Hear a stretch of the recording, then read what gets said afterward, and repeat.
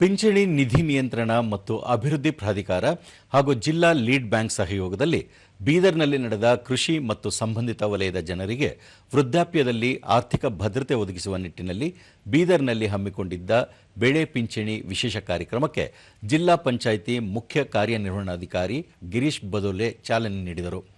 ಕಾರ್ಯಕ್ರಮದಲ್ಲಿ ಕರ್ನಾಟಕ ರಾಜ್ಯ ರೈತ ಸಂಘದ ಜಿಲ್ಲಾ ಪ್ರಧಾನ ಕಾರ್ಯದರ್ಶಿ ದಯಾನಂದ ಸ್ವಾಮಿ ಸಿರ್ಸಿ, ಕೃಷಿ ಇಲಾಖೆಯ ಜಂಟಿ ನಿರ್ದೇಶಕಿ ದೇವಿಕಾ, ನಬಾರ್ಡ್ ಜಿಲ್ಲಾ ಅಭಿವೃದ್ಧಿ ವ್ಯವಸ್ಥಾಪಕ ವಿಷ್ಣುವರ್ಧನ್, ನವನಿರ್ಮಾಣ ರೂರಲ್ ಡೆವಲಪ್ಮೆಂಟ್ನ ಸಂಜೀವ್ ಕುಮಾರ್ ಬಿರಾದಾರ್ ಸೇರಿದಂತೆ ಹಲವು ಅಧಿಕಾರಿಗಳು ಮತ್ತು ತಜ್ಞರು ಉಪಸ್ಥಿತರಿದ್ದರು.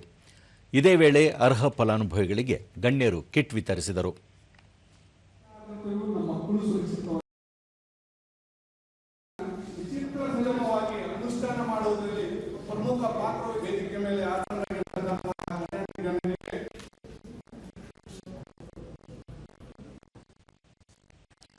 ಬಳಿಕ ಗಿರೀಶ್ ಬದೋಲೆ, ರಾಷ್ಟ್ರೀಯ ಪಿಂಚಣಿ ಯೋಜನೆ ಕೇವಲ ಸರ್ಕಾರಿ ಅಥವಾ ಕಾರ್ಪೊರೇಟ್ ನೌಕರರಿಗೆ ಮಾತ್ರ ಸೀಮಿತವಲ್ಲ, ರೈತರು ಮತ್ತು ಕೃಷಿ ಕಾರ್ಮಿಕರು ಕೂಡ ದುಡಿಯುವ ಕಾಲದಲ್ಲಿ ಸಣ್ಣ ಮೊತ್ತವನ್ನು ಉಳಿತಾಯ ಮಾಡುವ ಮೂಲಕ ಗೌರವಯುತ ವೃದ್ಧಾಪ್ಯವನ್ನು ಹೊಂದಬಹುದು ಎಂದು ಅಭಿಪ್ರಾಯಪಟ್ಟರು.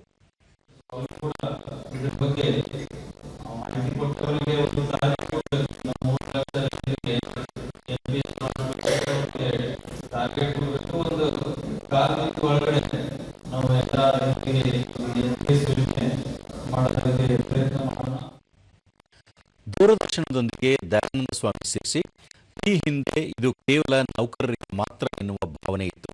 ಆದರೆ ಈಗ 140 ಕೋಟಿ ಜನರಿಗೂ ಅನ್ವಯವಾಗುತ್ತಿರುವುದು ಸಂತಸದ ವಿಷಯ. ಪ್ರಾಯೋಗಿಕವಾಗಿ ಬೀದರ್ ಜಿಲ್ಲೆಯನ್ನು ಆಯ್ಕೆ ಮಾಡಿಕೊಂಡಿರುವುದು ಹೆಮ್ಮೆಯ ಸಂಗತಿ ಎಂದರು. ಆಯ್ಕೊಂಡು ಆ ಕರ್ನಾಟಕದಲ್ಲಿ ನಮ್ಮ ಬೀದರ್ ಜಿಲ್ಲೆಯನ್ನು ಒಂದು ಮೊದಲನೇ ಒಂದು ಪ್ರಯೋಗವಾಗಿ ಏನಪ್ಪ ಅಂದ್ರೆ ಬಂದಿದ್ದಕ್ಕೆ ಬಹಳ ಒಂದು ಸ್ವಾಗತ ಕೊಡ್ತೀವಿ. ಜೊತೆಗೆ ಈ ಒಂದು ಯೋಜನೆ ಏನದಂದ್ರೆ 18 ವರ್ಷದಿಂದ 85 ವರ್ಷದ ವೃದ್ಧದವರೆಗೂ ನೀವು ಸೇವ್ ಮಾಡಬಹುದು. ಪ್ರತಿ ತಿಂಗಳು ಎಷ್ಟು ಮಾಡಬಹುದು, 10 ರೂಪಾಯಿಯಿಂದ 10,000ವರೆಗೂ ನೀವು ಸೇವ್ ಮಾಡಬಹುದು. ವಿಷ್ಣುವರ್ಧನ್ ಎನ್ಪಿಎಸ್ನ ವೈಶಿಷ್ಟ್ಯಗಳನ್ನು ವಿವರಿಸುತ್ತಾ ಇದು ಸುರಕ್ಷಿತ ಪಿಂಚಣಿ ಯೋಜನೆ ಎಂದು ತಿಳಿಸಿದರು. ಎಲ್ಲರೂ ಎನ್ರೋಲ್ ಮಾಡಿಕೊಂಡು ಇದರಿಂದ ನಮ್ಮ ಸಂಭಾವ್ಯ ವೃದ್ಧಾಪ್ಯದಲ್ಲಿ ತಮಗೆ ಪಿಂಚಣಿಯನ್ನು ಬರುವಂತ ಕೆಲಸವನ್ನು ಆಗಲಿ ಎಲ್ಲರಿಗೂ ಇದರಿಂದ ಸಹಾಯವಾಗಲಿ. ದೇವಿಕಾ ಕೃಷಿ ಇಲಾಖೆ ವತಿಯಿಂದ ರೈತರಿಗೆ ಈ ಬಗ್ಗೆ ಹೆಚ್ಚಿನ ಮಾಹಿತಿ ನೀಡುವ ಭರವಸೆ ನೀಡಿದರು. ಅವರ ಆದಾಯನ ಇಲ್ಲ ಅಂದ್ರೆ ಅಕಾಲಿಕ ಮಳೆಯಿಂದ ಕಳ್ಕೋಬಹುದು.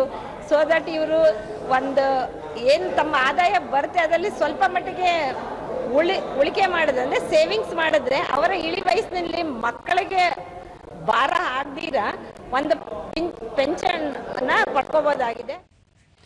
ಸಂಜೀವ್ ಕುಮಾರ್ ಬಿರಾದಾರ್ ಕೃಷಿ ಕ್ಷೇತ್ರದಲ್ಲಿ ಪಿಂಚಣಿ ದೊರಕಿಸುವ ಈ ಯೋಜನೆ ಅತ್ಯಂತ ಭರವಸೆಯದ್ದಾಗಿದೆ.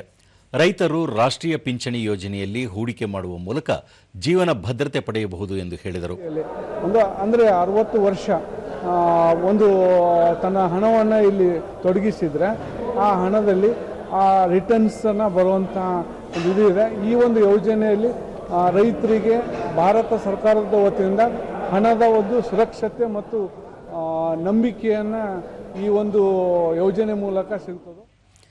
ದೇಶದಲ್ಲಿ ವೇಗವಾಗಿ ಬೆಳೆಯುತ್ತಿರುವ ಡಿಜಿಟಲ್ ಪಾವತಿ ವ್ಯವಸ್ಥೆಯನ್ನು ಮತ್ತಷ್ಟು ಬಲಪಡಿಸಲು ಮತ್ತು ವಿಸ್ತರಿಸಲು ಪೇಮೆಂಟ್ಸ್ ವಿಷನ್ 2028 ಅನ್ನು ಭಾರತೀಯ ರಿಸರ್ವ್ ಬ್ಯಾಂಕ್ ಆರ್ಬಿಐ ಪ್ರಕಟಿಸಿದೆ.